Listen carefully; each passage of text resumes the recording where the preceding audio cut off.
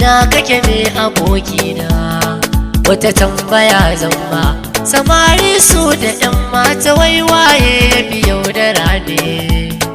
Ni dai tunanina kuma ni a hangena, samari sun fi yaudarar 'yan mata, haka ne abokina. A'a ni kuma tunanina sannan a hangena, 'yan mata sun fi yaudara zancen nan, haka ne abokina.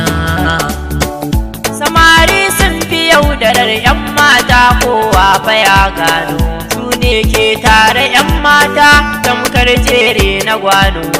Sai an magana ta aure sai su ɓace sun shirya bonono. To ka ji zancen me haka in ba yaudara ce ba. Idan har saurayi ya yi ɗan mata huɗu kaga ba kwali, domin an ba shi damar ya aura su duka in akwai hali.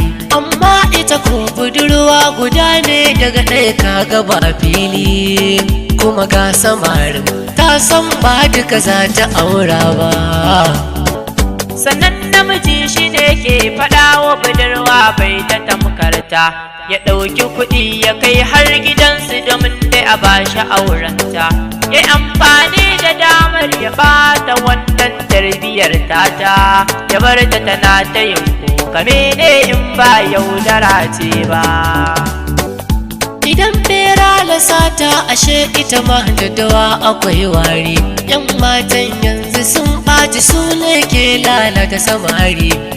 Da ka je gun budurwa kana baya ta ce da kai kari, wai sai kun taɓo juna in ka ƙi gobe ba za ta dawo ba.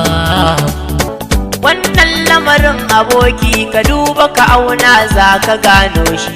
Saurayi san baya tsoron ya cuci budurwar nan nake san shi, ya saka ta ta daina yin hira, shi kuma kullum bashi yin fashi.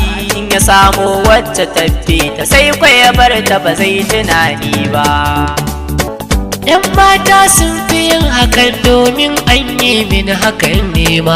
Wata yarinya nake so ta nuna tana so na cikin girma, har na yi magana ta aure iyaye na ta sun ban dukan dama. Amma a ƙarshe ta bar ni ta ɗau wani ba da tausayi ba. Hausawa sun kace wai yawanci ake bi ba karanci ba, maza duk sun fi yin wannan ba mata baka dinga yin duba.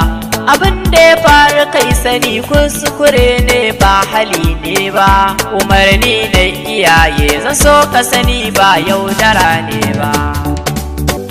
Samari da yawa yanzu fashion ne a gare su 'yan mata, wanda ba ta da su ce mata 'yar bora ko kuma marar gata. Sun zaɓi guda na aure a gefe ɗaya can sun yi keɓanta, su sauran samarin na tilin ne ba wai na aure ba.